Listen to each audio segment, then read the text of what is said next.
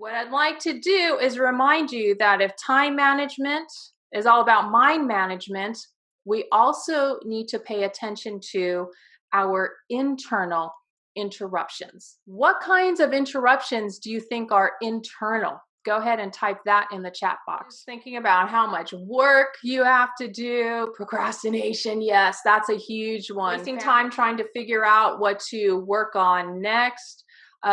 Easily distracted by more interesting topics. Yes, all of these are internal interruptions. That means you can't control when people are going to email you. You can't control when people will message you. You can't control when somebody's going to stop by your desk. However, with internal interruptions, we can control whether or not we're going to allow them to continue for a long time and whether or not we're going to allow them to drive us off track, go down that rabbit hole, and do other things instead of the most important tasks that are right in front of us.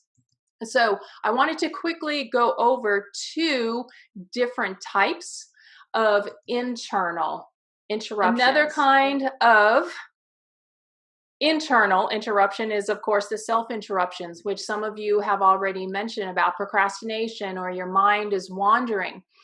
A lot of times this happens when we hit our low brain energy for the day. Some people are morning people. Their brains are so active. So that means they should be doing their higher level tasks as early in the morning as possible before a lot of those requests and questions start coming in.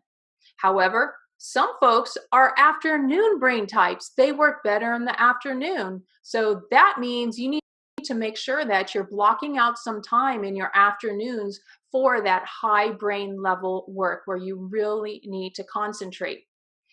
Another form of self-interruption, even though I called it external earlier, but another form of self-interruption internally is checking email and chats more often because you're procrastinating. A lot of folks tend to use email or the chat streams as a procrastination crutch. They don't feel like doing something that's right in front of them right now. So, oh, hey, I'm going to check email right now, or I'm going to jump into the chat messages to see who has said what. No, we are causing that interruption. And therefore, if we're causing it, we can also curb it or stop it completely. So pay attention to when you start popping into email. Is it because it's really time to check that email or that message, or is it because you are avoiding the task that's in front of you? Another form of self-interruption is jumping on a task because you'll forget something. A lot of times we will drop what we're doing when we get that random thought in our head that, oh my gosh, I remembered something that I need to do on this project or this task. And so we drop everything to go work on because we're afraid of forgetting. What we don't have if we're doing that is a reminder system that we rely on.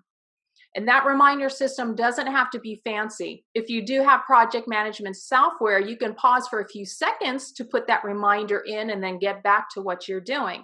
Or if you don't have a platform, you can simply grab a sheet of paper, jot down the notes, the ideas, the thoughts, the questions that are in your head, and address them later when you're done with the task that's in front of you. So as you go through the rest of the day today, I want you to start paying attention to your self-interruptions, because the self-interruptions are the easiest time leaks to plug because you are in charge of the leak.